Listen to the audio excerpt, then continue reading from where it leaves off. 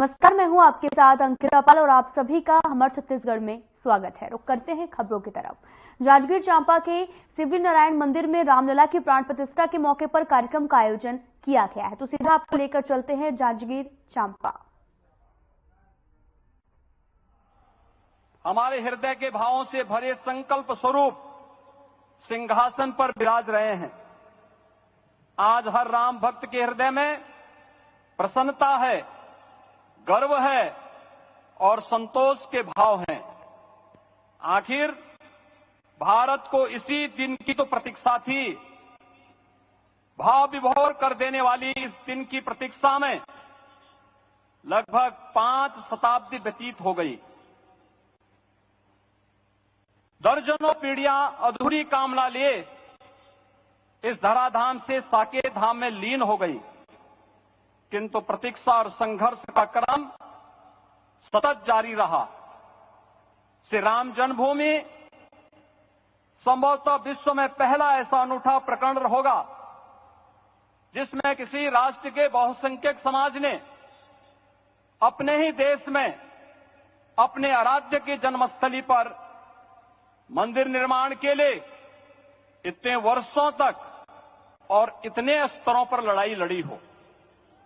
संतों, सन्यासियों, पुजारियों, नागाओं, निहंगों, बुद्धिजीवियों, राजनेताओं, जनजातियों सहित समाज के हर वर्ग ने जाति पाति, विचार दर्शन, उपासना पद्धति से ऊपर उठ करके राम काज के लिए स्वयं को उत्सर्ग किया। अंततः वह शुभ अवसर आ ही गया जब कोटि कोटि आस्थावानों के त्याग और तप को पूर्णता प्राप्त हो रही है। आज आत्मा प्रफुल्लित है इस बात से कि मंदिर वही बना है जहां बनाने का संकल्प लिया था। संकल्प और साधना की सिद्धि के लिए हमारी प्रतीक्षा की इस समाप्ति के लिए और संकल्प की पूर्णता के लिए आदरणीय प्रधानमंत्री श्री नरेंद्र मोदी जी का हृदय से आभार और अभिनंदन। माननीय प्रधानमंत्री जी, 2014 में आपके आगमन के साथ ही भारतीय जनमानस कह उठा था कि मोरे जिय भरोस दृढ़ सोई, मिलहि राम सगुन शुभ होई।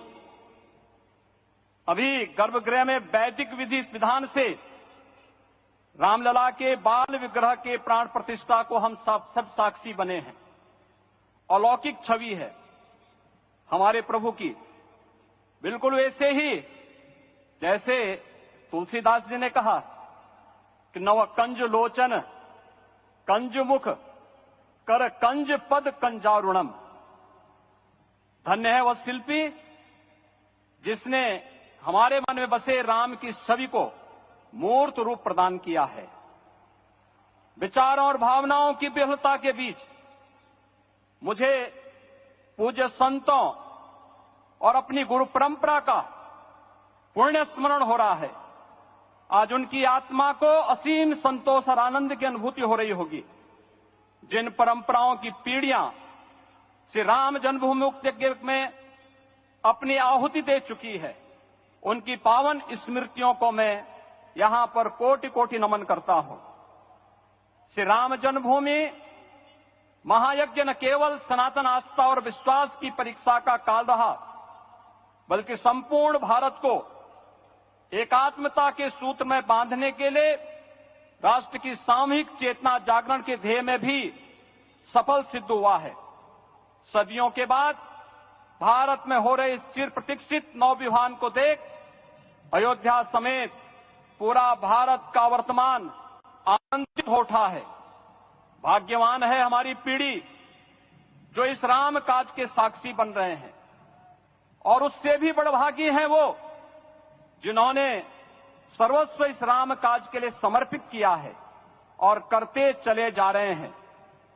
जिस अयोध्या को अवनी की अमरावती और धरती का वैकुंठ कहा गया, वह सदियों तक अभिषिप्त थी, उपेक्षित रही, सुनियोजित तिरस्कार झेलती रही, अपनी ही भूमि पर सनातन आस्था पद्दलित होती रही, चोटिल होती रही, किंतु राम का जीवन हमें संयम की शिक्षा देता है और भारतीय समाज ने संयम बनाए रखा।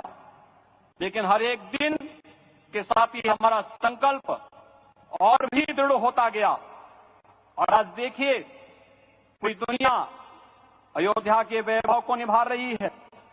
हर कोई अयोध्या आने को आतुर है। आज अयोध्या में त्रेतायुगीन वैभव उतर आया है। दिख रहा है यह धर्मनगरी विश्व की सांस्कृतिक राजधानी के रूप में प्रतिष्ठित हो रही है। पूरा विश्व दिव्य और भव्य अयोध्या का साक्षात्कार कर रहा है। आज जिस सुनियोजित एवं तीव्र गति से अयोध्यापुरी का विकास हो रहा है वह प्रधानमंत्री जी के दृढ़ संकल्प, इच्छा शक्ति और दूरदर्शिता के बिना संभव नहीं था। कुछ वर्ष पहले कल्पना से परे था कि अयोध्या में एयरपोर्ट होगा, यहां के नगर के भीतर 4 लेन की सड़कें होंगी, सरयू जी में क्रूज चलेंगे, अयोध्या की खोई गरिमा वापस आएगी। लेकिन मित्रों, डबल इंजन की सरकार के